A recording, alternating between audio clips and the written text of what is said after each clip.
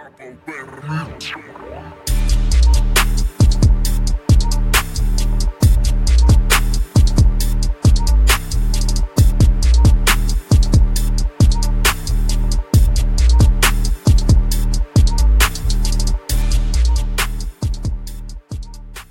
welcome back to the Beast Game Podcast, and today we're going to take a look at The Curse of Llorona.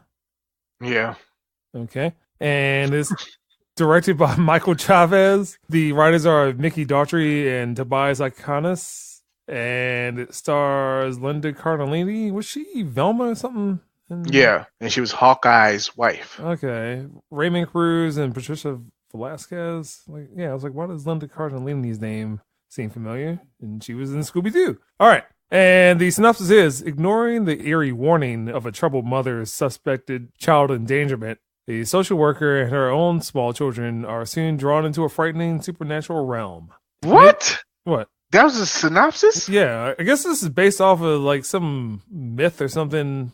Yeah, that was not a good synopsis. That's what it has. But anyway, James, so as the master of horror, suspense, and thriller, the connoisseur of horror. Oh, Lord. Uh-huh. What did you think of The Curse of Llorona? It could have went straight to DVD. It wasn't a bad movie, but it wasn't a good movie. One of those movies that you would watch on Netflix. You're like, oh, what's this? Oh, okay. Let me just watch it. And then you kind of leave like, okay, well, I didn't pay for it, so I guess it's okay. It could have been a lot better, but it really wasn't. It had a lot of plot holes. It was just there. I mean, I don't even know what to say. Some parts were well done. They had like the creepy vibe, the tone was there and everything, but it just wasn't there. I wanted to see a horror movie, and this was the only thing that was out that I could see because Pet Sematary, unfortunately, was so... You didn't miss anything with that movie. Okay, so... You didn't miss anything. I was going to go see that or this or both, but I saw this, and I left out the movie theater like, okay, I won't see it again, but all right, that's it. So what is the plot of the movie? Since you said that the description was wrong, what is maybe the first third of the movie? Okay, so the movie started off with a single mother trying to get her kids ready for school, missed the bus, and I guess she was late for work or something like that. Okay, and she's a social worker. So she gets a call saying one of her cases, her children have been heard from, like what's going on with her and all this stuff. So she goes to her house and comes to find out that the mother is there. She looks spooked. Cop is with her now because Child Protective Services is involved. And then she lets her way in. She gets in and she sees that her sons are locked up in a closet and told her, don't open the door. Don't open the door. Just don't open the door. And she opened the door. The mother attacked the social worker. And then that's where all this stuff comes from. So then the kids are taken away, I guess, at a facility. I guess a hospital. Let's just say that. And then one of the boys walks out and he's possessed by Llorona, Llorona, whatever the thing's name is.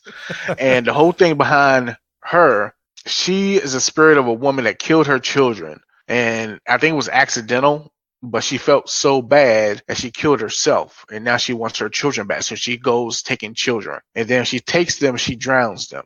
So is this just one of those movies where it's like superstitious, Mexican superstition. All right. So is this one of those movies where somehow a child is talking to the spirit and then all of a sudden they walk into a bathtub or something and like does something stupid like that? You don't. She doesn't speak at all. Okay. But she just appears. Now, the thing is, the plot hole with this movie is you see the family in the very beginning, right? Let me go back. See, I went to the beginning of the actual movie. The actual beginning of the movie, and I'm going to explain that. The actual beginning of the movie started in like the 1600s, and then that's where the story of Llorona, I know I'm mispronouncing it wrong. I'm calling it LL, okay? So that's the story of LL. You see the beginning. You see the beginning of that. So you see that family out playing in the woods or whatever in the field. When the youngest child closes their eyes, parents gone, everybody's gone. He goes looking for his family and he sees LL killing his sibling. and then he runs away. She catches him, and then screen, and then back to what I said, where I started the movie off, like with the social worker. So the biggest plot hole in this movie is I understood why LL was coming after the social worker's family. They explained that in the movie, but no one could explain why LL was coming after the woman in the beginning, the mother. How did it just get there? Okay. Like, is this thing just roaming around in the neighborhood, chilling, just crying? Because once you hear the crying and you know she's crying, that's when she comes after you.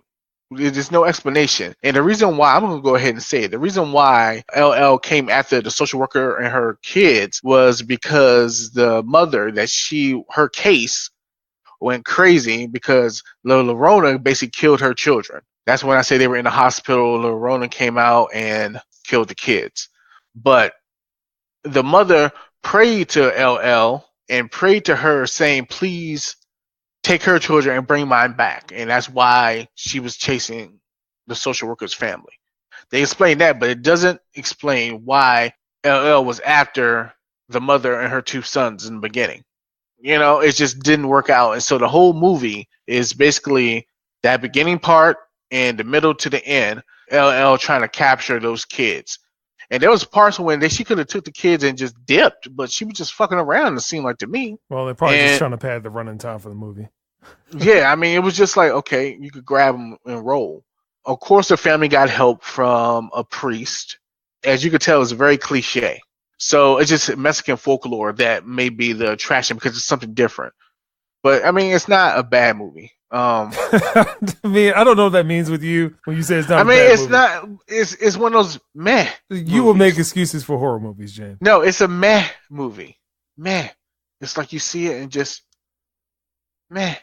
But anyway, the priest comes help them and basically prevents the kids from being taken. And somehow, some way, they kill LL. That's it. All right. So, James, what score would you give The Curse of La Llorona? 4. Okay. Is it just because it's cliche that, I mean, pretty much? I mean, it's cliche. I mean, it had its good points. Like some of the vibe, the tone was there at certain parts. You felt it. It was very cliche, and it just wasn't anything different. A vengeful spirit that wants to take someone's kids. Okay, and it sounds like every horror movie. Or a horror movie you've heard of. Yeah. To me, it's the Mexican version of Bloody Mary somewhat. Okay. Would I watch it again? No. But nothing else was on. I'll just watch this because I just want to waste time. Okay. Well, that is The Curse of La Llorona. Says James, like he was cursed when he went to the movie theater. So, but all right.